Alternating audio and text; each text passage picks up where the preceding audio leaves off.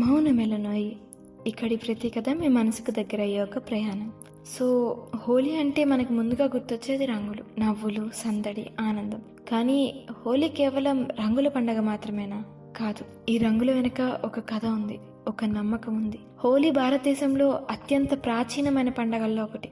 ఈ పండగకు వేల సంవత్సరాల చరిత్ర ఉంది. వసంత ఋతువు ప్రారంభాన్ని సూచిస్తూ జరుపుకునే ఈ పండుగను వసంతోత్సవం అని కూడా పిలుస్తారు. హోలీ పండుగకు ప్రధానంగా పురాణాల్లో చెప్పిన కథ ప్రహ్లాదుడు మరియు హోలిక గురించి. పురాణాల ప్రకారం హిరణ్యకశపుడు అనే ఒక అసుర రాజు ఉండేవాడట. తనకు అపారమైన శక్తి లభించిన తర్వాత తనను దేవుడిగా పూజించమని ప్రజల్ని ఆజ్ఞాపించేవాడట. కానీ అతని కుమారుడు ప్రహ్లాదుడు మాత్రం భగవంతుడు విష్ణువును భక్తితో ఆరాధించేవాడు. తన మాట వినకపోవడంతో కోపానికి గురైన హిరణ్యకశపుడు ప్రహ్లాదుని శిక్షించడానికి అనేక ప్రయత్నాలు చేశాడు. ఈ ప్రయత్నాల్లో భాగంగా తన సోదరి హోలిక సహాయం తీసుకున్నాడట.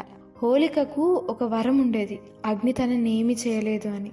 కనుక ఆ వరాన్ని అడ్డు పెట్టుకొని ఆమె ప్రహ్లాదుని ఒడిలో పట్టుకొని అగ్నిలో కూర్చుంది. కానీ దేవుడి కృప వల్ల ప్రహ్లాదుడు రక్షించబడ్డాడు. హోలిక మాత్రం అగ్నిలో దహనమైంది. ఈ సంఘటనకు గుర్తుగా హోలీకి ముందు రోజు హోలికా దహనం నిర్వహిస్తారు. ఇది చెడుపై మంచి గెలిచిన రోజు. హోలీ పండుగకు మరో చరిత్ర నేపథ్యం కూడా ఉంది. శ్రీకృష్ణుడు మరియు రాధకు సంబంధించింది. శ్రీకృష్ణుడు తన ముదుర వర్ణం కారణంగా రాధతో తను భిన్నంగా ఉన్నానని భావించాడని కథలు చెప్తున్నాయి. అప్పుడు తల్లి యశోద సూచనతో కృష్ణుడు రాధ ముఖానికి రంగు పూశాడని పురాణాల్లో ఉంది. ఈ సంఘటన తర్వాతే రంగులతో ఆడుకునే సాంప్రదాయం ప్రారంభమైందని నమ్ముతారు. కాలక్రమేణా హోలీ పండుగ దేశవ్యాప్తంగా ప్రజల మధ్య ఐక్యతను పెంపొందించే పండుగగా మారింది. వసంతకాలాన్ని స్వాగతిస్తూ పంటల సీజన్ ముగింపును సూచిస్తూ ప్రజలు ఈ పండుగని ఆనందంగా జరుపుకుంటారు.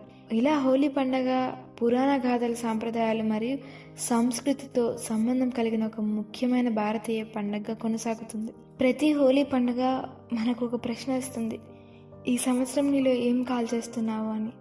భయమా, కోపమా, బాధనా, లేదా మనల్ని వెనక్కి లాగుతున్న జ్ఞాపకాల?